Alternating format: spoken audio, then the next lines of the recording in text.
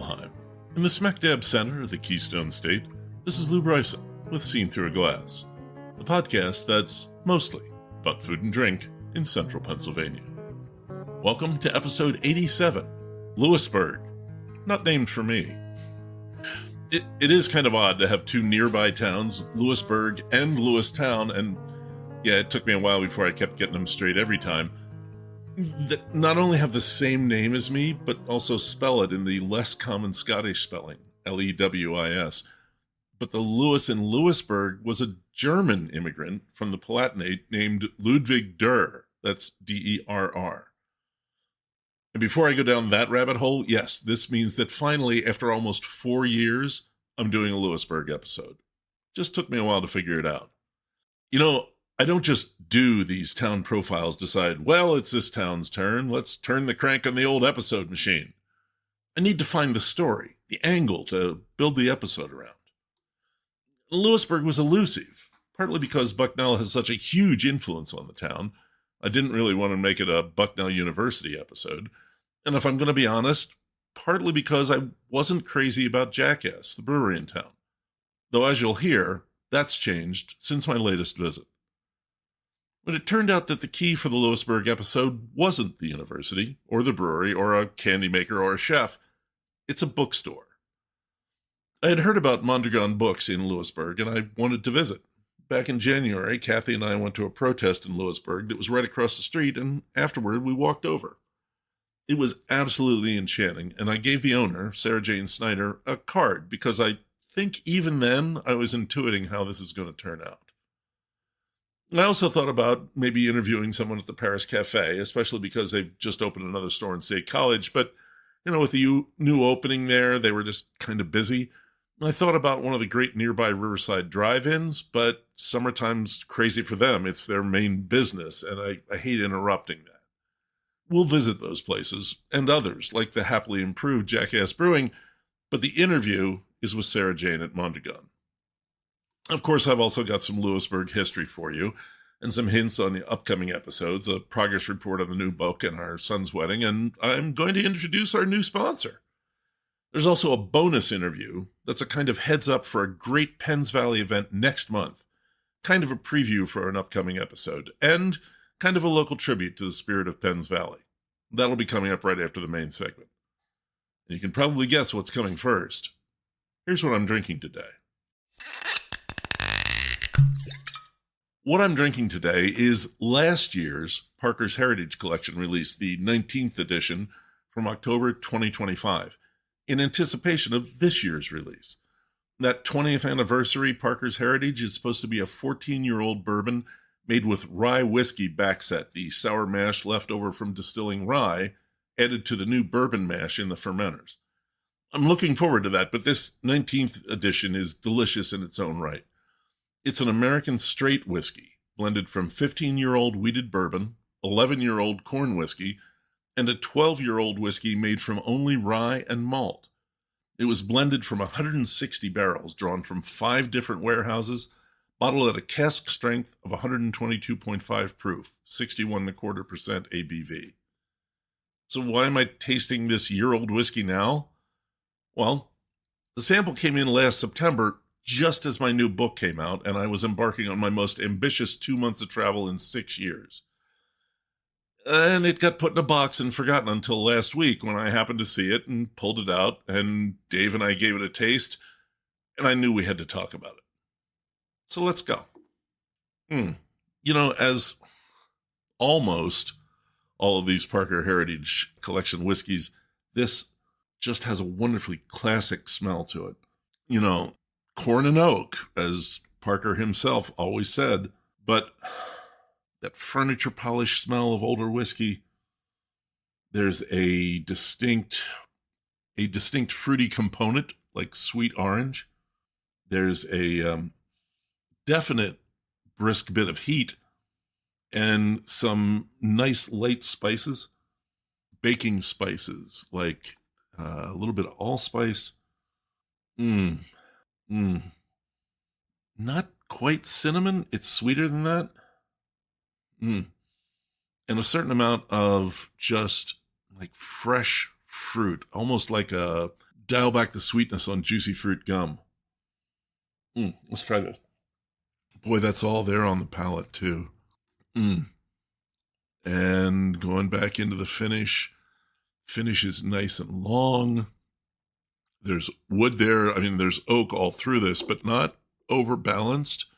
I'm assuming that's some of that is going to be the corn whiskey. Wow. Let's have some more of that. This is a really light, brisk, fresh whiskey.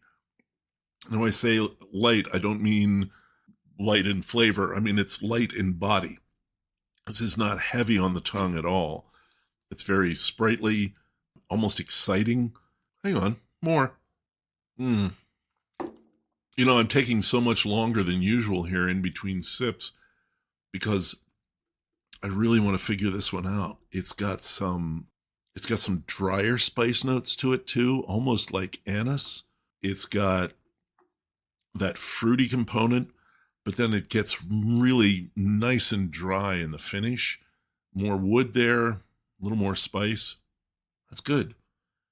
Another winner from Parker's Heritage Collection. And this collection has included whiskeys like what I still say is my favorite bourbon that I've ever really tasted, the Parker's Golden Anniversary, which was a blend of barrels from each of the 5 decades that Parker worked as the distiller at Heaven Hill. Just a monumental whiskey, well, like none I've ever had. This is not quite in that category, but it's awfully good. If you see this on a back bar, splash out, pay the money, try it. This is the Parker's Heritage Collection 2025, 19th of the series. And number 20 is coming up. As I told you last episode, we have a new sponsor. I am pleased to announce that this episode of Seen Through a Glass is brought to you by Del Grosso Foods, America's oldest family-owned producer of pasta sauce. Did you know there were 3 different brands within the Del Grosso lineup? There's the specialty brand, La Familia Del Grosso, and Del Grosso Organic, a line of organic pasta sauces, including a brand new organic Alfredo sauce that Kathy and I just tried out a few days ago. We're going to get to those, but today, let's talk about the original Del Grosso sauces, the ones you see on nearly every grocery store shelf in Pennsylvania. If you remember the interview with Michael and Joe Del Grosso in episode 59, that family recipe arrived in America in the early 1900s from Italy. It was the cornerstone of the family's cafe in Altoona, and in 1947 was first packed for retail sale by the founders, Mafalda and Ferdinand Del Grosso, in the back of what we know today as Del Grosso's amusement park. This smooth, rich recipe is still slow-cooked in kettles with authentic and natural ingredients. I'm not making that up. I've told you about that. I was there. I saw it. I smelled it. We've been cooking with the original Del Grosso sauces for over 20 years. The pepperoni-flavored and mushroom sauces are always in our pantry because of the deep flavor they'll add to a meal. If you don't live near Pennsylvania, you can order the originals online at delgrossofoods.com. My thanks to Del Grosso Foods for their support of the podcast. The history of Lewisburg is pretty brief. Not because it's a young town. It was founded in... actually, that's where we first run into a lack of clarity that runs through this town's history. Everyone agrees that the founder was a Palatinate German immigrant named Ludwig Durr, who landed in Philadelphia in 1750. He moved to Berks County in 1754, where he met our old friend, Conrad Weiser. They became friends, and Weiser told him about the Buffalo Valley. And on that, let me just say quickly, it is not at all clear why it's called Buffalo Valley. There were some buffalo in western Pennsylvania, but not in the east, according to every source I've ever seen. No. Anyway, Durr first settled near what would become Lewisburg in 1765. He bought more land from the Penn family, and at some point, he laid out the town.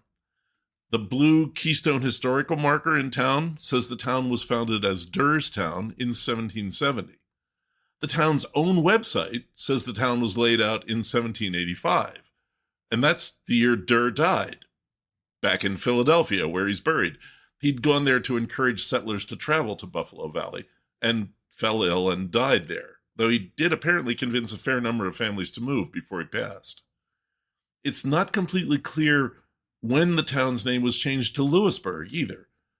Again, the town website says 1812, but maybe it was 1822, and the state historical marker says it happened in 1855, when Snyder County was separated from Union County. Meanwhile, the U.S. Postal Service shows the town as Lewisburg, with an H on the end, in 1796. The H was dropped in 1893 when the Postal Service simplified a lot of names. But anyway, why Lewisburg?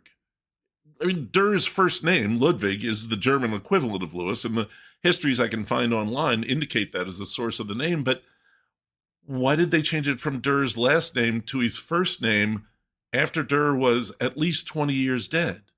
And why spell it the Scots way, or, as I like to say, the correct way? No insight on any of that is to be found anywhere. And the rest of Lewisburg's history is, to be honest, somewhat unremarkable. The canal came to town in the late 1820s. The river was dammed to float timber downriver. Lumber and farming were the main occupations of the area.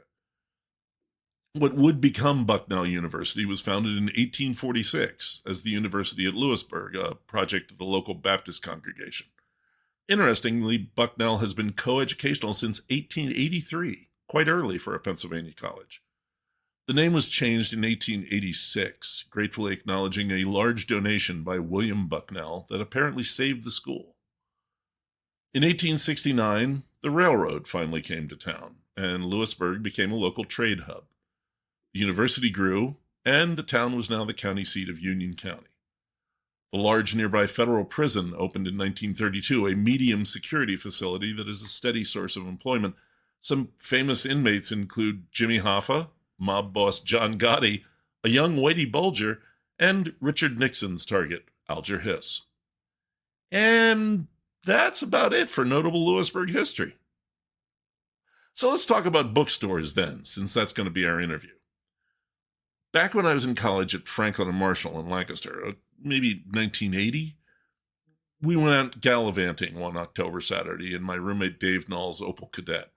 It was a washed-out yellow vehicle with all the style of a washing machine on wheels, but it had a surprisingly hot, high-revving dual-carb engine under the hood.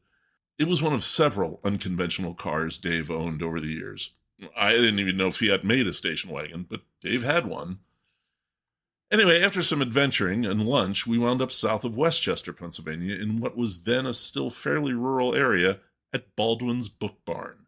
It was, and still is, literally an old stone barn, and again, literally stuffed with used books. Books in rooms, books in nooks, books on shelves and tables and over the floor, rare books, new books, a collection of old maps, but truly books everywhere you turned around, over several floors. It was a moment I've never forgotten. It was the first real bookstore I'd been to, full of promise and glorious oversupply, and maybe a slight tinge of obsession, which, as an aspiring librarian, I really kind of dug. I didn't realize at the time that I was looking at an endangered species.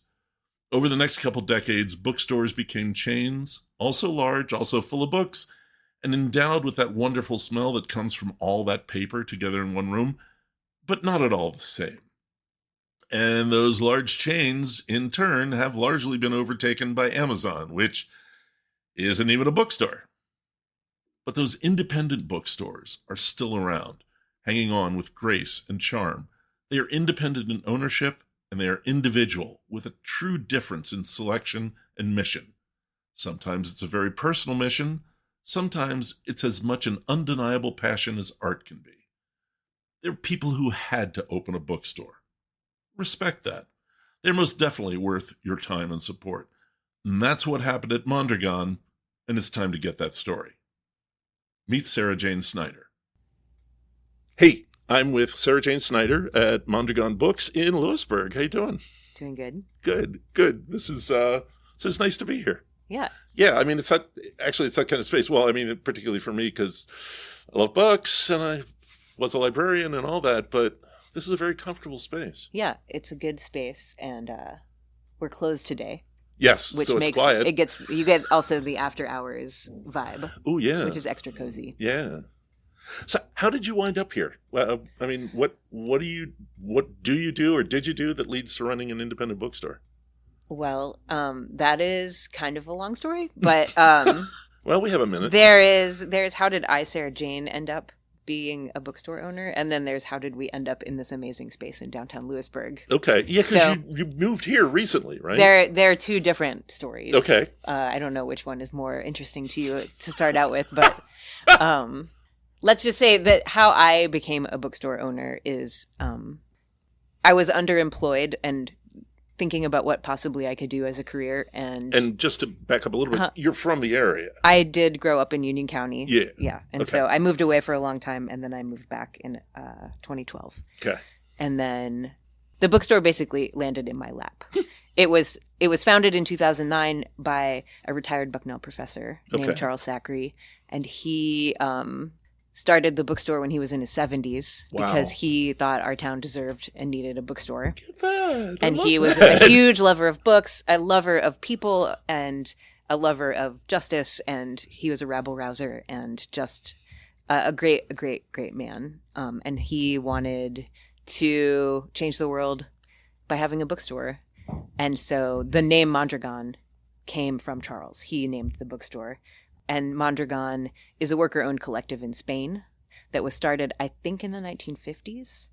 And it's the world's largest worker-owned collective. Nice. And he named his little bookstore in Lewisburg in honor of this venerable and world-class, internationally known worker-owned collective. So now sometimes people come through Lewisburg and they say, what? Like from Spain. People from Spain Oh, come okay, here and then right. they're like, why is this named this? No But yeah. offense, but extremely academic. That's pretty cool.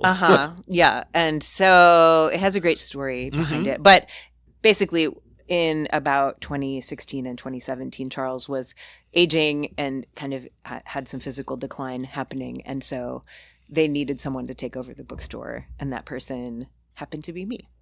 So I got to catch a project that was already underway. Okay. I don't know if I would have started a bookstore, but I do love bookstores and I've always loved books. And I love being kind of service to the community, but I didn't really know what way I was going to do that. And so this kind of happened and it felt like it needed to keep going. Mm-hmm. And so I said, okay, I'll keep it going. And that was almost 10 years ago now. Yeah. Yeah. And it was in a little hole in the wall down Market Street close to the river. Okay. And it was open like maybe 10 to 12 hours a week, and it was mostly like Charles would take any books he got and they were all like $2 or $3. And he just had a place to hang out with his friends and to let other people hang out. And that's what he loved. Yeah. So now Charles passed away in 2019 and lots of people come here who were his students, who knew him, and he has many people in the community who definitely give Mondragón a thumbs up for carrying on his legacy, which I feel really relieved and happy about. So, I mean, right after that, I have to. It sounds like you find it fulfilling.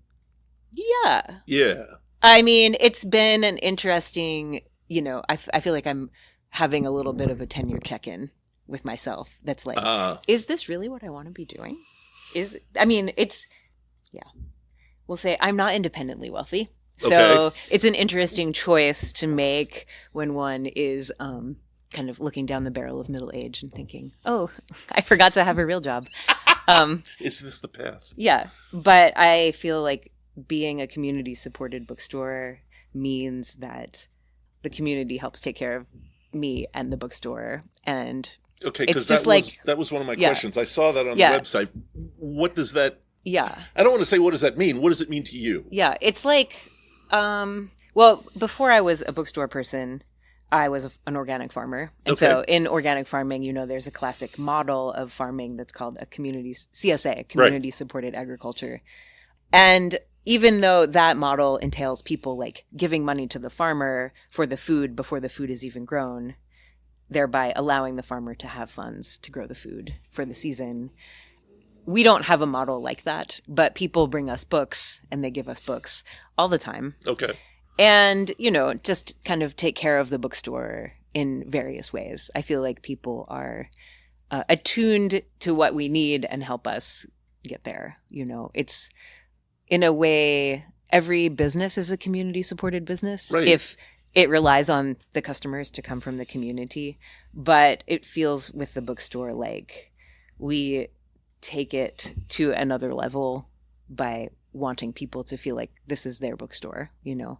And we haven't gone into any kind of like business models that rely on that kind of structure. Like we don't have a membership, or we don't have. It's not a co-op kind of thing. No, it's not. And that's an interesting point of discernment that comes up sometimes when people, knew Charles and knew the history of the bookstore, because I think he called the bookstore a co-op. And the bookstore was started cooperatively, as in he had friends who helped him and who donated books and donated their time and labor to like build the shelves and paint the floor and even work the desk. But it was never a legal co-op, a legal like cooperative. And so when I got the bookstore, I kind of like I diminished that part of the name, Mondragón Co-op Bookstore, which is what Charles called it, because we were not a co-op. And I didn't want to get in hot water for saying we were something that we weren't.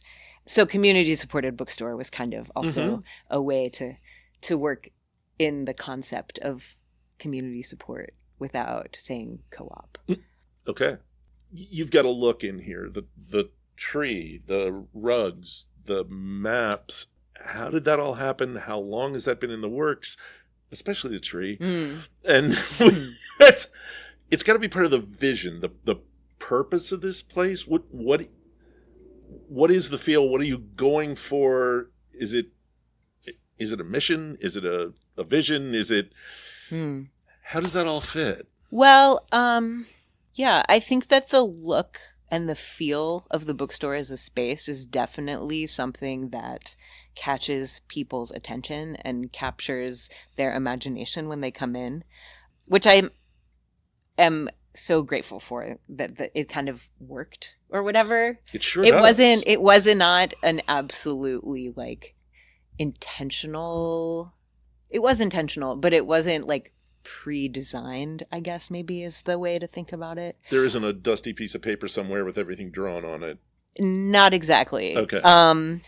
I mean, it's right. Like I said, I didn't plan to take over a bookstore. Oh, right. I didn't know this is what I was going to be doing. And so my strategy was just kind of like, well, I'm just going to do this like I do everything, which is basically I hate buying things new. I hate things that look kind of artificial. I hate have a things. Few new books, but not a lot. We do start. We have more and more new books with each passing month. It's definitely that's a whole other conversation. Well, I'd like to have that one, but we can stick a pin in that for now. But mostly, I just applied my personal aesthetic and like kind of like moral choices to how I decorated the bookstore, which is like I like used things. And I seek them out. If I need something, the first place I go is to Facebook Marketplace because I want to just get it locally. I hate Facebook. I hate Meta. But I hate Zuckerberg. But the marketplace, I do love Facebook Marketplace. And I did see on Instagram, because I'm also on Instagram, which is complicated. But the other day I saw someone on Instagram who was like, if you want to start the revolution in your town, come up with an alternative to Facebook Marketplace. They're like, then we can all quit. We could all get off of it. Anyway, so yeah, I think things that are old have inherent value and beauty. And I think, eclectic maximalism might be our flavor of decor, which, if you go into other shops, even in Lewisburg, you might walk in and be like, oh, there's no color. Or there's nothing on the wall. Yeah. Or it's, things are becoming more and more kind of sterile and more harsh and kind of like soulless in this world. And I cannot stand for it. And so I'm really happy to create a space that feels warm and feels kind of like caring, I guess. It's like, we want you to be curious. We want you to explore. Like I have all these bells on my desk. I want people to ring the bells, we have the read-in at the bookstore and people sit on the floor and like have little cushions, and I love that. we had horrible lighting in here when we moved in. This place used to be a CVS. Wow. Maybe I in can only 2014, the CVS moved out and moved across Route 15. So, these lights, these LED panel lights were like so intense. Oof. This place when we moved in was painted battleship gray, almost, and a gloss. And it was just like, between the lights and the gray, it was like, what's going to happen with this? And, we had to move in a hurry back in the end of 2023. And our old space was in an old, it's in an old, kind of general store that was up on the 400 block. And it had been inhabited for many years by an art gallery and a framing shop. And we kind of like moved in with them. So it was also like, it was an old quirky space that had been something without updates for almost 70 or 80 years. When we had to move and people were like, what, where are you going to move? Where are you going to is it going to be cozy? That's what everybody wanted to know. Is Nice. it going to be cozy? I love that word. And I love that feel. Also, what's going to happen to the tree? Because the tree was there too? The tree was in the old space. Okay. The old space was at 430 Market Street. And when I moved in there in 2020, the person who shared the space with me and who owned the building was like, great, here's half of the space. Do whatever you want. Don't mess with the tree. And the tree was already there. The tree was there. It was built around God. It was built around a structural column, so it was fully a round tree. Okay. And it went all the way up into the ceiling. The ceilings there were only 8.5 feet tall. But the tree had been built in 2000, the year 2000, because it had been a florist shop. Oh. And this guy, Mike, was a florist, and he hired this guy to build the tree in his florist shop. And then the building had changed hands 3 times. And there had been all these different businesses. Everybody kept the tree. And I knew, based on the person who bought the building, who has a bad reputation, let's just say, for how he takes care of things. Oh, or doesn't. Or doesn't. I knew he was going to smash the tree with a sledgehammer and throw it in a dumpster. And so I had some friends who came to my rescue, and I said, in the classic way, could you just look at this and see what you think? And then he brought his drill and his toolbox, and he was like, I'm going to look at it and take it apart. And then we're going to move it. Oh, you took it apart and it didn't... It is completely like 200 pieces of stuff. Wow. And so he figured it all out. Yeah, I mean, I can see the screws now that I'm actually looking. Yeah, it's made of many different kinds of bark. Wow.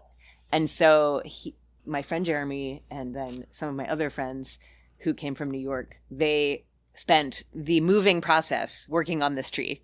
Like I was doing everything else, which was a lot, and they did the tree. Yeah, and it is which incredible. was a lot. The tree is so beloved, Yeah.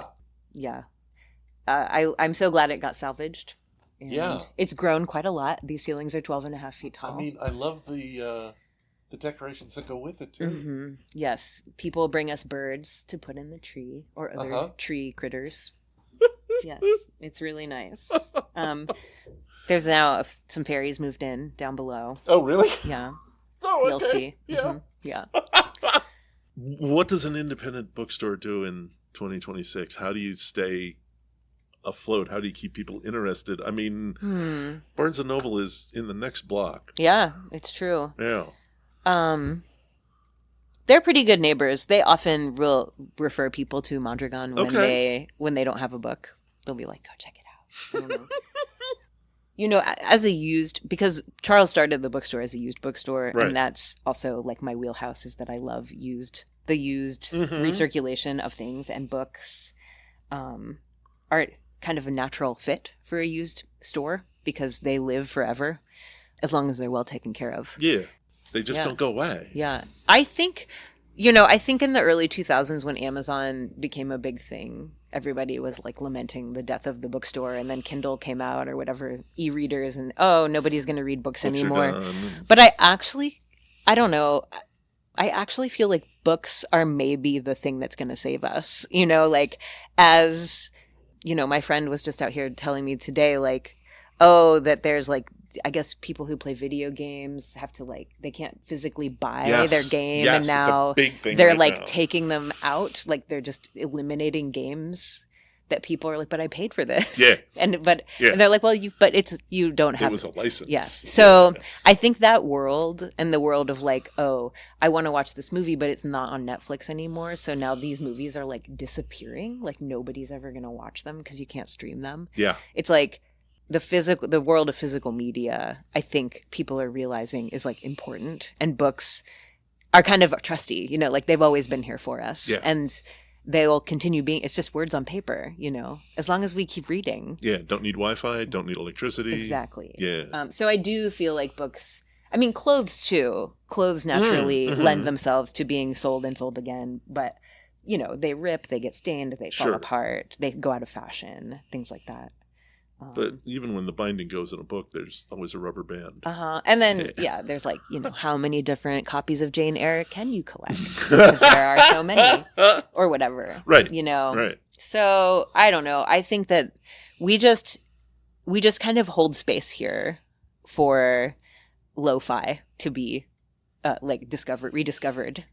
And I think it's happening. You know, people value the bookstore because it's, you know, affordable and it's interesting, and it, you know, what we have changes, and there's books for everybody's interest. Like whatever your interest might be, I guarantee someone's written a book about it. I can't guarantee we have that book because we don't carry books about computers or dieting, but there's definitely lots of books about those things.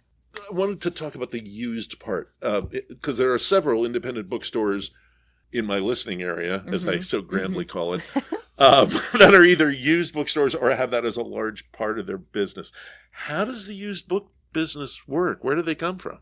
Well, I think every used bookstore kind of has its own way of doing things. And our way here at Mondragón is basically we take book donations. Okay. And so it's like, great.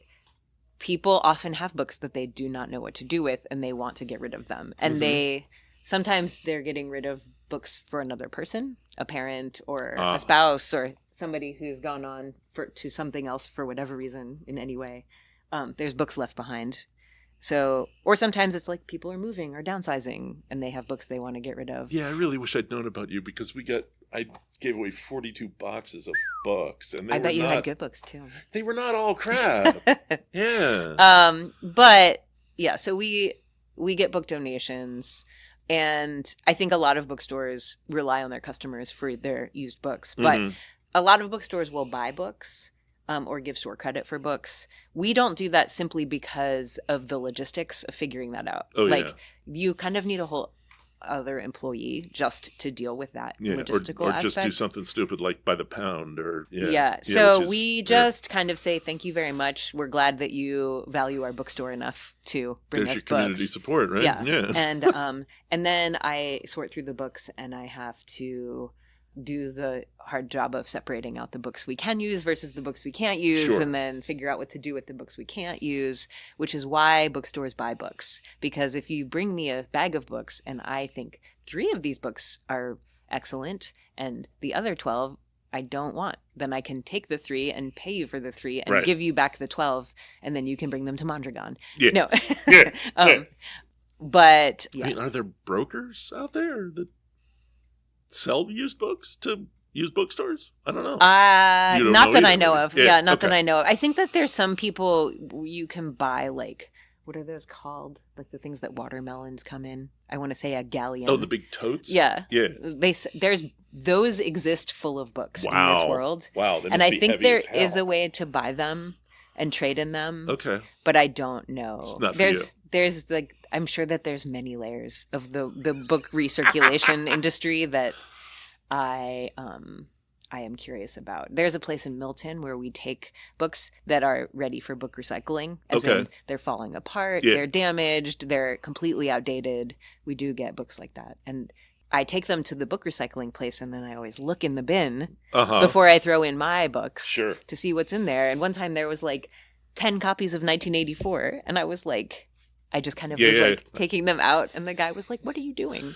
And I was like, "Well, you know, bring some, take some." Yeah. I was like, "They're recycling, right?" Yeah, they're just going in the bin. These are too good to get recycled. Yeah.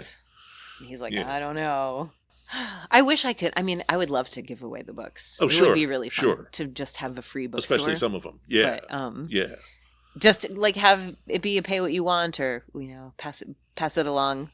There was so I went to school in Baltimore to college, and in Baltimore City in the year 2000 there was a thing called the Book Thing.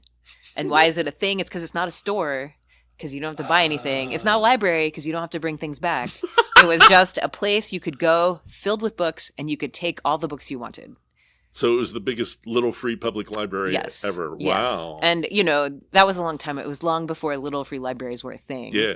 And it was very influential to me, I will say. Huh. It was right behind my house. It was in a church basement. It was like the ceilings were 6 feet tall. There were like water pipes everywhere. Mm-hmm. The books were stacked around. There were old ladies who were smoking, who were like, they would check you out. As in, and that when you checked out, you had to wait in line with your books to check out. And what you did was you had to take the stamper that they had, and you had to stamp every book on the title page. This is a free book, not for resale. Because they didn't want poachers coming, like me, and taking free books and then selling them in their bookstore. I just read about somebody, where were they? God, I want to say California, but I'm not sure. Everybody in the area that had a little free public library was coming to the realization that guys were coming by and taking all the books. I do not, for the record, take books out of little free libraries to sell in my bookstore. Did not mean to accuse. Under any circumstances. No, it is funny. I was telling someone else, because I will go to library sales and thrift stores and whatnot and look for books. There's this one, I go up to Maine to visit my friend, and there's this one bookstore up there, and the books are all like $2 and $3. There's so many. It's so nice. All the proceeds go to support their library. Oh. And I go there, and I buy like 2 boxes of books at a time. And the guy works there. He knows that I have a bookstore in Pennsylvania. His only qualm is that he thinks that the books that they sell there are too cheap.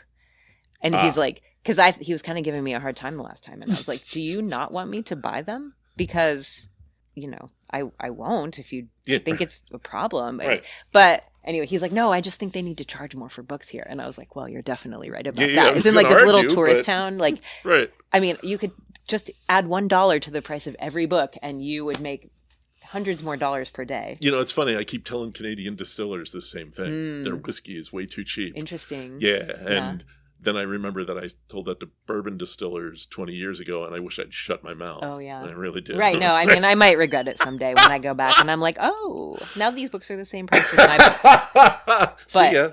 I was also, like, if I do that, if I go to, like, the kids section especially, I don't buy every kid's book. Like, Dog Man and all these Diary of a Wimpy Kid, super popular. Like, I could buy every single one of those books in that place and resell them here.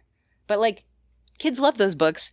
Parents want to buy them for their kids. Kids want to go in and find a book and buy it, and somebody was describing how it's like, I'm also into like foraging and things like that. And they're like, it's like the honorable harvest, like, is like, I have rules about how I get my books.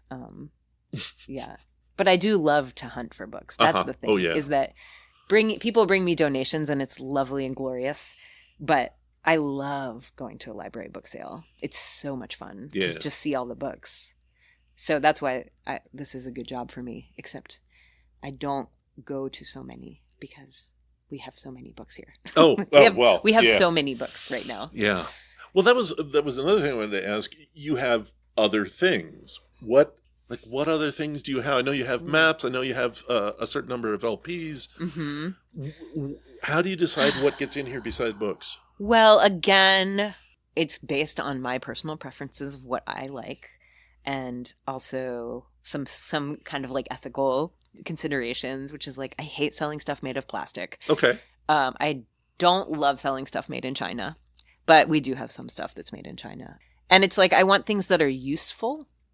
So they serve a purpose and that are like, or somehow can be consumed. So we sell like this Japanese incense that I love because you like use it up.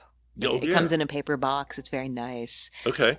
We sell purple lizard maps because those, are extremely useful. Yeah. We just had Mike on the show recently. Oh, great. Yeah. Yeah. We have these beautiful wind chimes that are like made in the USA that are like $150 but sound like a chorus of angels. Like they're so wonderful, and they're really expensive, and we rarely ever sell them, but I love them so much.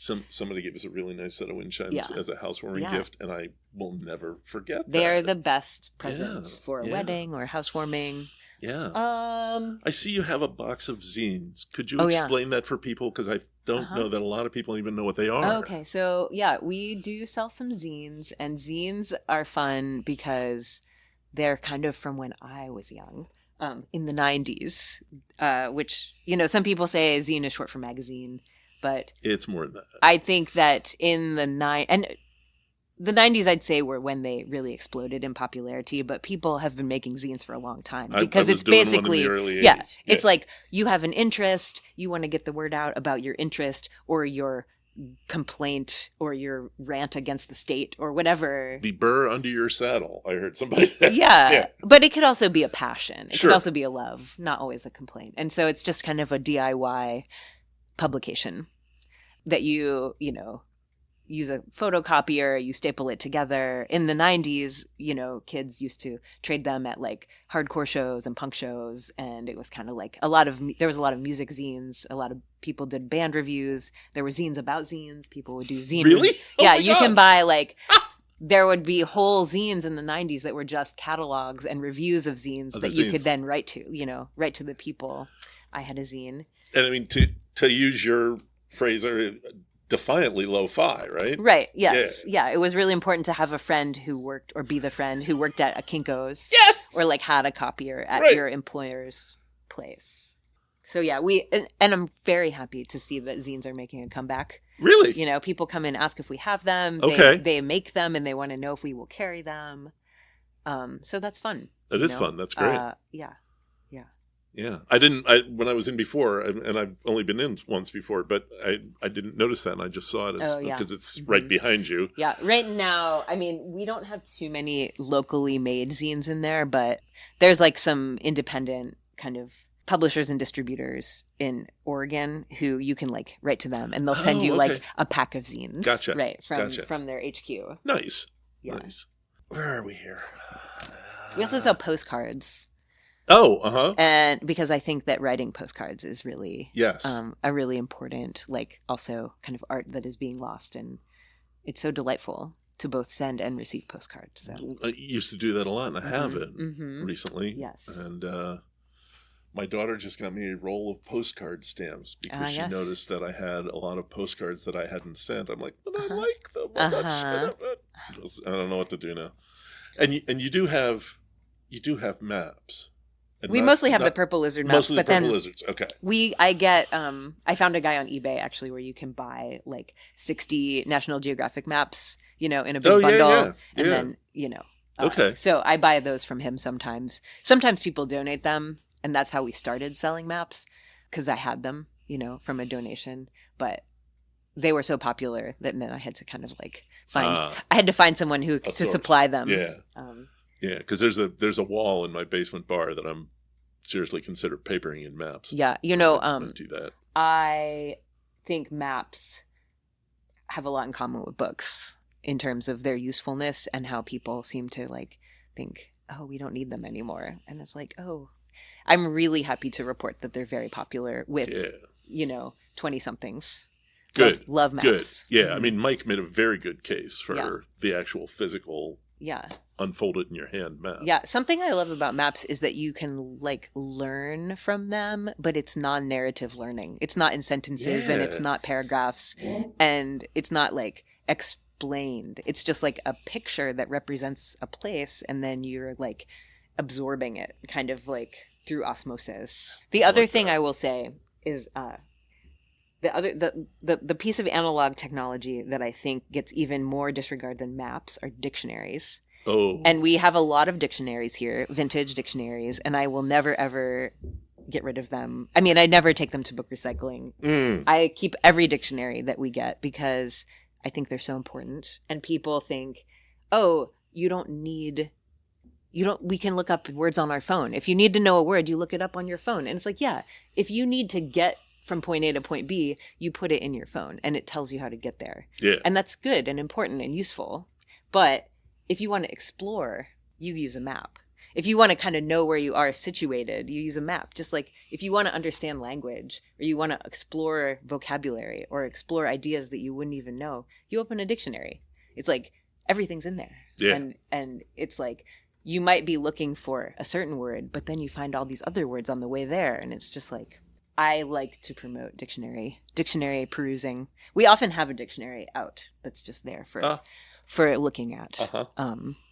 We do a dictionary raffle. Sometimes I raffle off these gigantic dictionaries that are like 8 inches tall. Oh my God. And are from like the 40s, you know, and yeah, we usually get like 15 or 20 entries for a dictionary raffle. Yeah. Yeah. Am I missing anything? Oh my gosh, we could talk about so many more things. One thing I did want to ask you, we've touched on this a little bit, but especially when you said that, I'm sorry, the guy's Charles? Charles, yeah. That he said he felt Lewisburg deserved a bookstore. Tell me a little more about that. How do you feel about that now? Maybe that was me putting words in his mouth. Okay. I don't know. The word deserve is kind of loaded these days, but I feel like entitled. We don't right. And I think that's like a little bit of a thing that Lewisburg struggles with in terms of how the outer, the rest of Central PA views Lewisburg sometimes. Oh, they're so entitled there. It's like we have a really nice town. Yeah. And people are actually really nice here. But if you look on Facebook, you wouldn't think that. You'd think that it was just a bunch of people with poles up their asses trying to yell at you about things all day. Wow. Anywho, Lewisburg deserves a bookstore. I mean, Charles would say everywhere deserves a bookstore. Sure. Right? Like, sure. And I think that I wish that there were more bookstores. In Maine, all the libraries have bookstores that are like a source of income for the library. So it's a separate space and people donate books there. Okay. And volunteers run it and then they make a little money and they give the money to the library. Yeah. I think that should still be a thing, but I don't know how to make that work. Yeah, I'm just going to keep doing this. Yeah. But because it is not lucrative to run a used bookstore, I will say that. I'm getting better at it. But like, yeah. It is. I can't really like afford to live in Lewisburg, and I've had. I'm sorry to laugh, but I've had friends basically, help me out, and like for a long time when I did Mondragón, I lived with my friend and I helped her in her garden and I helped take care of the house, and like that gave me the opportunity to be able to also have the bookstore. Yeah.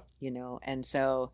Yeah, a lot of people have spouses that have an income and they can afford to maybe do the bookstore. But it would be cool if there was more of a structure that existed, like a library, but that would allow books to, get traded and sold and donated and stuff.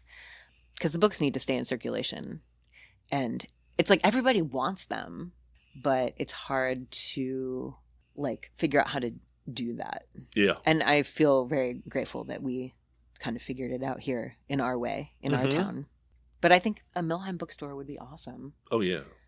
Yeah. But it's like a lot to ask somebody who doesn't have another source of income to like do a bookstore. Yep. Yeah. Yeah, it's not easy.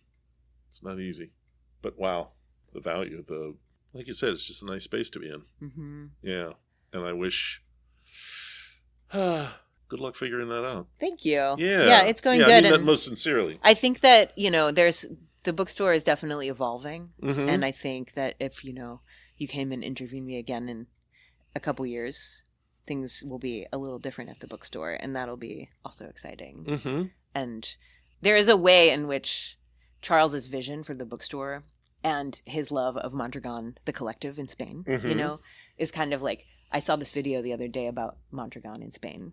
And this guy was like, their slogan is like, we don't exist. Our corporation doesn't exist to make people wealthy. We exist to make communities wealthy, Mm-hmm. Lefties. Yeah. But that's like how I feel about the bookstore. It's like this bookstore is making Lewisburg into a better community because it's here. Yeah. And I love that. And so I do think that we're doing a lot more programming, like activities in August, and just trying to think about like, how can we continue enriching the community? That's the word I was looking for. Enriching. Mm-hmm. Yeah. Yeah. And I'm just going to keep going with that because I think because Lewisburg has such a solid foundation to work on, it's like, to me, when you have that privilege like we have in Lewisburg, it's like, well, it's your responsibility to experiment and figure out how you can do things to help everybody. Mm-hmm. And so I guess that's kind of why the bookstore is here. And I think the other people around here feel that way too. So yeah, we're here experimenting. I hope people come by and check it out. Okay. The clock strikes 2. There we go. All right. That seems like a message. Thank you. Yeah, thank you very much. you. Yeah. It's fun to talk. Yeah. Yeah. Always about books. I really enjoyed sitting down and talking with Sarajane. I hope you enjoyed it too. Mondragón is certainly not the only independent bookstore in central PA. There's the Otto bookstore in Williamsport, opened in 1841, which, since the closing and takeover of the Moravian bookstore in Bethlehem, now makes Otto the oldest bookstore in Pennsylvania. They have a great cookbook selection. The Squirrel and Acorn in State College is much younger, only a few years old, but it's already a favorite of ours, especially for new offbeat fiction. Forefathers, just one valley over in Lewisburg, specializes in biographies. They have thousands of them. The Midtown Scholar in Harrisburg hosts the Harrisburg Book Festival, with Author Week coming up October 11th through the 19th. More info at hbgbookfest.com. Across the river in Enola, there are lots of volumes at Cupboard Maker Books and a cool outdoor book mural and friendly cats inside, which seems to be kind of an indie bookstore staple. Finally, there's Grumpy's Books along the Susquehanna in Liverpool, and, well, Grumpy's is unique. Stop in. And yes, Baldwin's Book Barn is still around, and it's still stuffed full of books. If you've never been, or if, like me, you haven't been in too long, make a pilgrimage.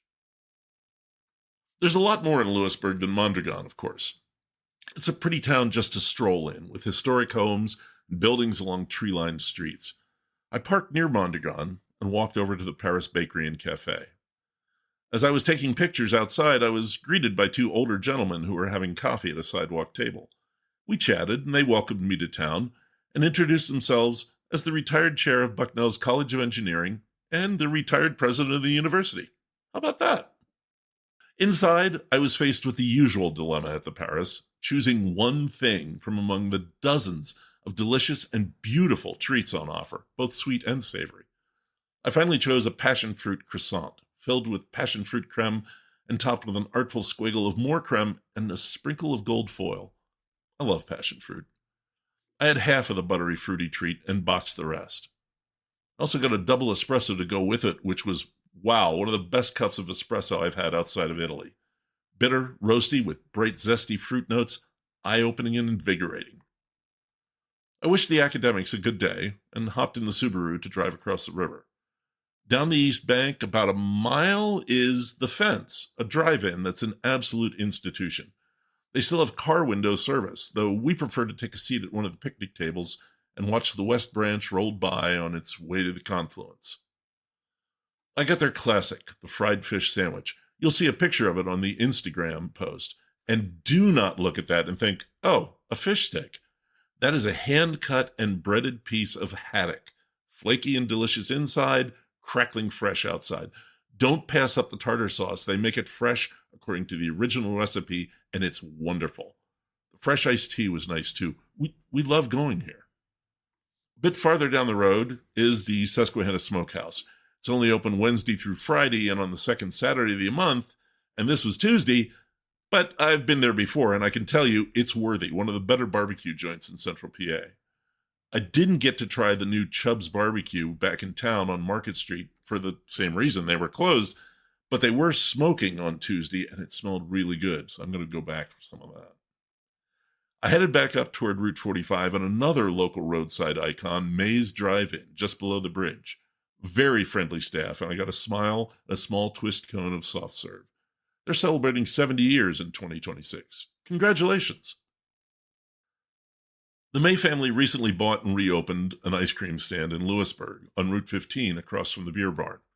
I stopped there last week on my way home from visiting my Aunt Alice down in Lancaster.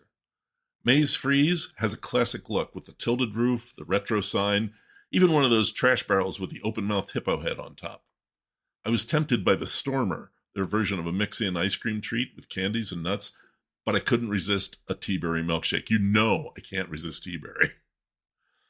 Back on this original timeline, I needed to walk off the fish sandwich and ice cream cone, so I stopped at the Roller Mills, an old mill complex with hundreds of stands of antiques, doodads, and up on the second floor, the Mondragón Books annex, where I found that book about the Italian polar airship expedition.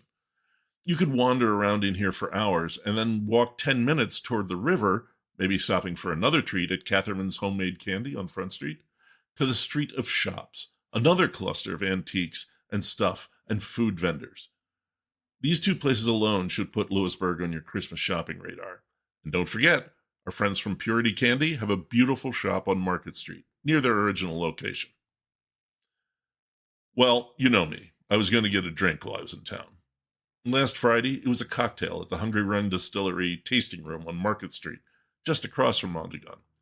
It's a sharp and modern space. Okay, maybe it's a bit too modern for my taste, but I'm not everyone. And, like the bar down at the distillery outside of Lewistown, they offered PA beers and a selection of their own spirits in pre-mixed draft cocktails. I like that idea. It keeps things simple and quick, and they are tasty. I got the Blackberry Fizz, their blackberry vodka with ginger ale, simple and refreshing, and also, like the home tasting room, their garnishes are top rate. In this drink, it was a big, juicy, and delicious blackberry.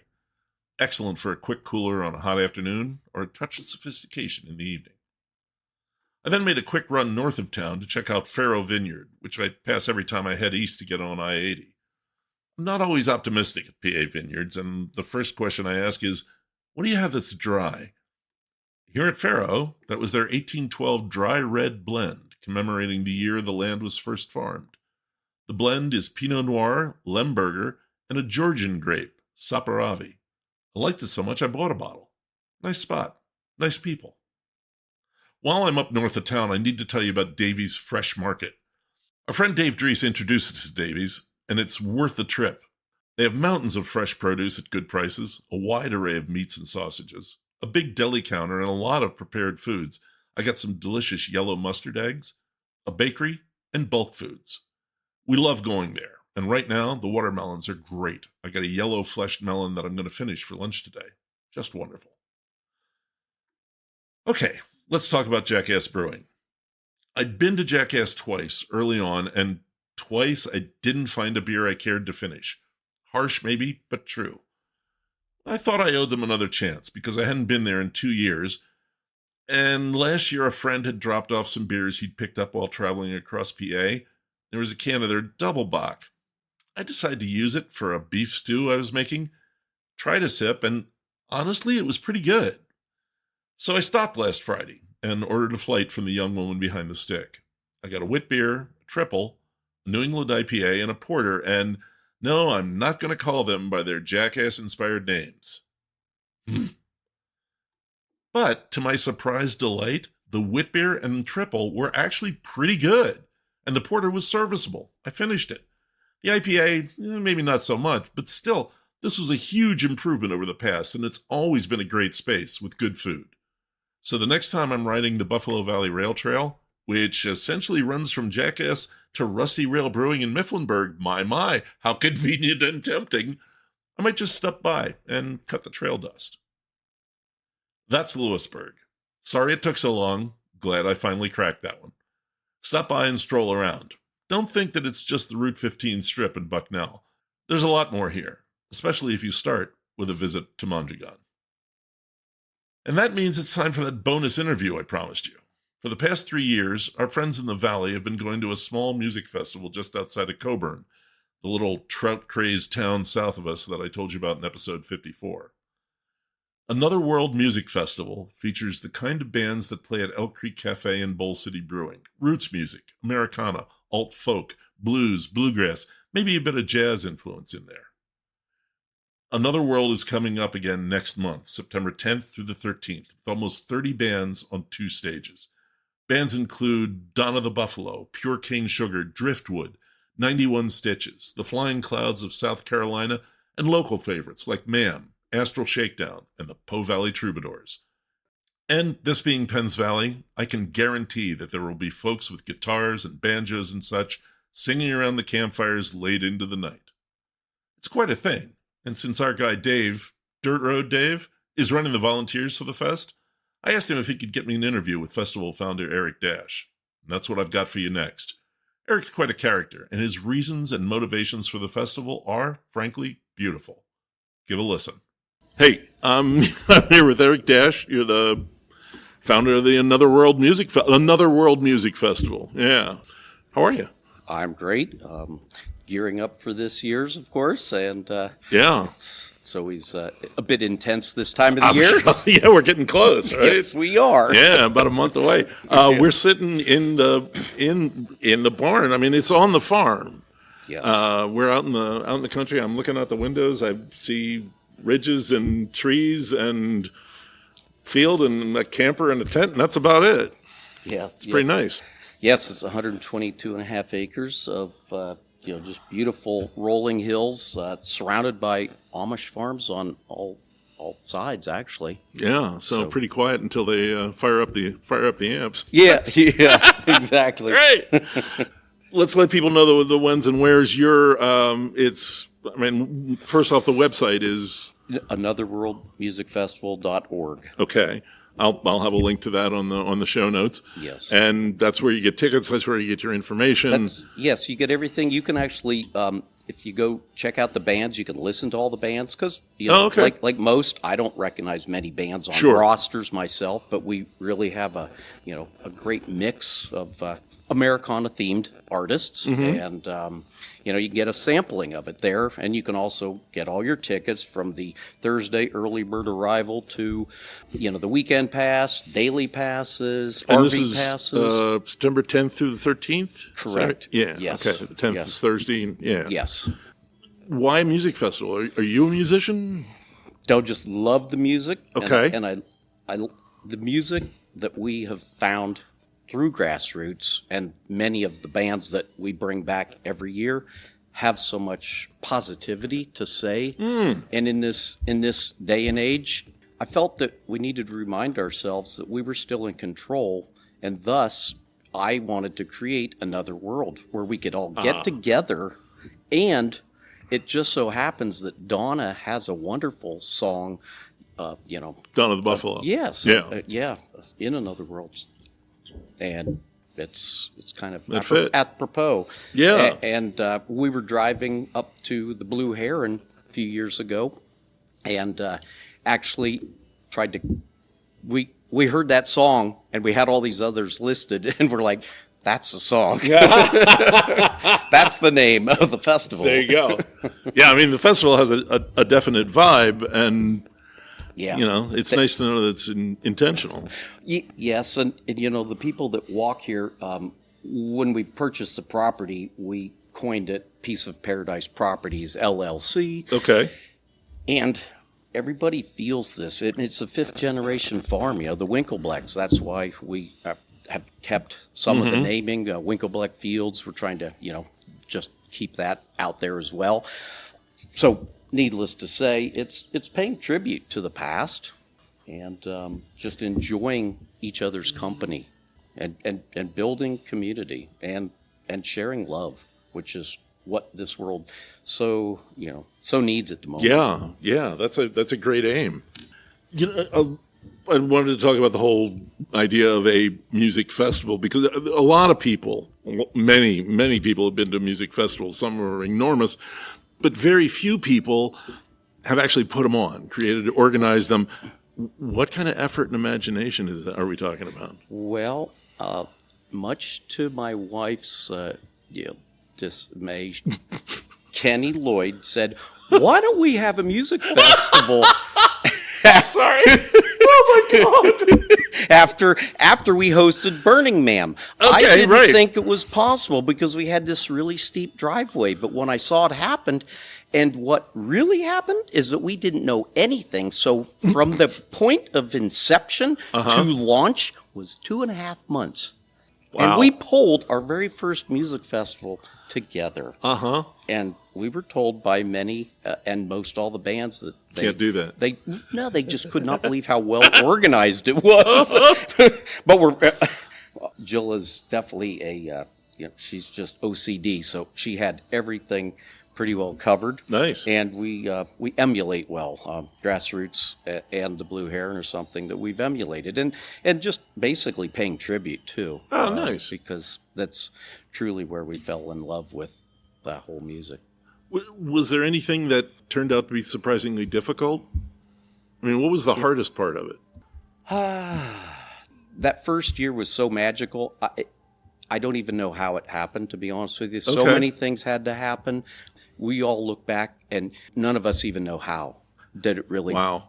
It manifested itself and everybody had thrown their heart and souls into it. There was, I don't know, maybe 20 or so real, just friends that came together, and we pulled this thing off, and it almost gets a little more difficult each year as you actually start to understand how much you don't know. So that first year was just, hey, you don't know what you don't know. Right. Oh, okay. All right. We'll do that. Okay. Yeah, exactly. This is something I wanted to get at. This is practically in my backyard. I think it took us 7 minutes to drive here. Right. I know a lot of the people you've worked with. Dave, who brought me here, runs the volunteers. Richie Gallup has run a lot of electric. Yeah. Asta does a lot of the art. How many people does it take? I think we had like 60 to 80 volunteers last year. Okay. We know we need to have more this year. Mm-hmm. And we're, unfortunately having to leave semi-retirement and go back to the grind at the daily grind, the collision. It's put us a bit behind. So we're playing catch up. Luckily, most of the physical plant has been built over the last few years with everybody's blood, sweat, and tears. Mm-hmm. How do you find the people? Do they find you?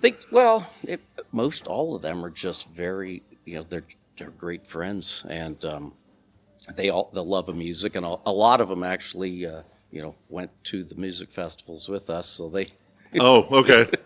Kind of, entice them with all that wonderful music, and then instead of driving 3.5 hours, right, it's right here. It's right here. Yeah, yes. And we really wanted to share that love with our own valley. And that's is that how you found the bands as well? A lot of them were just out. So over the course of nearly 20 years, I had most of the I had befriended so many of them that I was texting and basically got almost every single band just personally myself lined up. That's awesome. Yeah. This is the 4th year. Yes. And I hate to admit it, but this is going to be our first time. What did we miss? What is this? Is it going to be different this year? Every year it unfolds magically. You missed. Well, you didn't miss anything because it'll all be here and more this year. We have 2 stages, and Friday is a single stage, and then Saturday and Sunday we rotate with the 2 stages and have basically almost an hour's worth of music, unopposing on each stage. Okay. There's a little crossover because again it's tricky to try to bring a lot of acts with only so many hours in a weekend to play the music. And, we've got lots of great food vendors and artists, and we are going to have a lot more interaction this year. We're like Carl Leitzel is actually going to help man our 3rd little teeny stage at the top of the hill, which is like an acoustic stage where people can just come jam, and nice. He's gonna have that set up, and we have a lot of kid activities. There's I guess we'll call it, what was it? A musical petting zoo where kids can come play instruments and there's a lot of we're gaining some support from some of the folks that had been working over the years at the Blue Heron as well. Okay. So, we love that festival, and they love what they do, so they just want to share it further as well. So we're growing in our community, and at the same token, really trying to gear up to this is a family event, and I believe that youth need this as much as we do. Yeah. At this point in time, I think there's all just of it. too much FaceTime on a lot of apps that I'm old fashioned, and I really believe in getting your hands in the dirt and being in nature and listening to music that actually has meaningful things to say and positive. It's uplifting, and I just feel we can really all use that. Yeah. That's a great aim. Is this maybe people's last chance to see this as a small little festival? Is this going to take off, or do you want to keep it small? It will always. It's going to be intentionally intimate. Okay. I hate the word boutique. People say I should call it a boutique fest because that apparently is what a relatively small one is. I'm actually trying to entice our current. We've got many returning volunteers as well as basic ticket purchasers, and just trying to get them to help us grow incrementally with their own. So it's almost like you're creating your own musical festival because you can keep it intimate where you're not, grassroots in its heightened days is probably 15 to 17,000 people. And that's a lot of elbows. Yeah. And we appreciated the earlier days when it was smaller as well, and this year was modest. But in other words, yes, it will always stay the small and intimate. I just don't need the impact, and that's not really our goal. Simply is trying to help us sustain this wonderful farm. Just keep that green. Yeah. You probably know, but I'm not sure our listeners do, but we did save it from an open pit mine at the auction, which was pretty intense. I've never been at an auction where I spent as much money. It's a little scary. For a good cause. Yes. A very good cause. Yes, it was. I did want to ask you about that, though.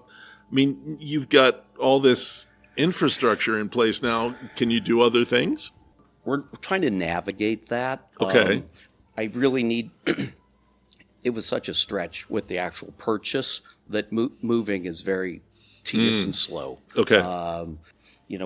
We're thinking about erecting, some beautiful posts and beam structure, maybe at the top of the hill where we can do weddings. Okay. We actually have a couple tent weddings that are on the books for this coming year. So we are dabbling with that, but most importantly, we're just, we're trying to get the music festival to pretty much help us with the annual budget.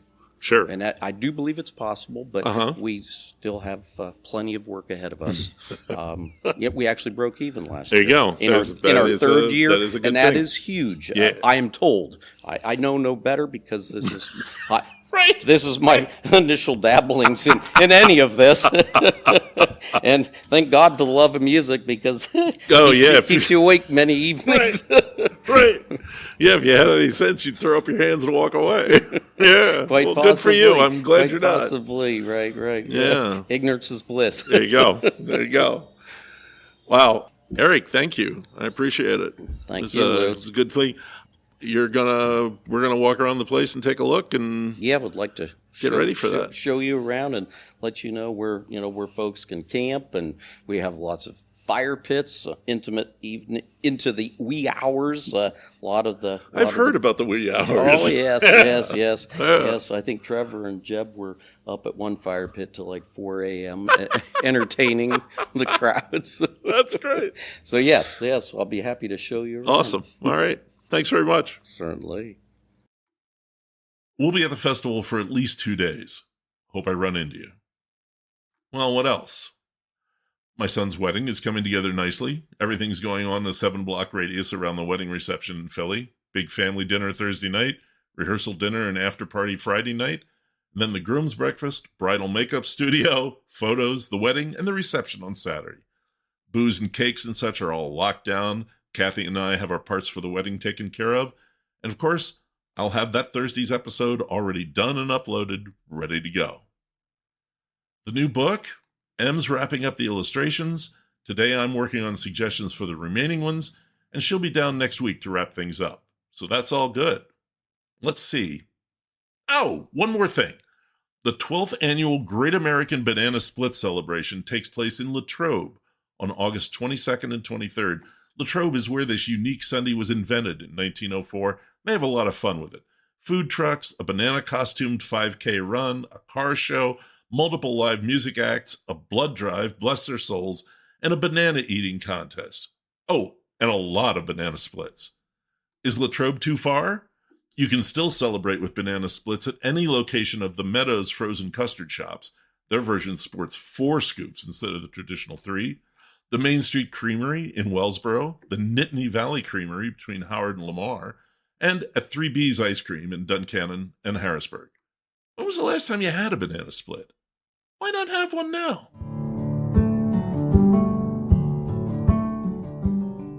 That's the show.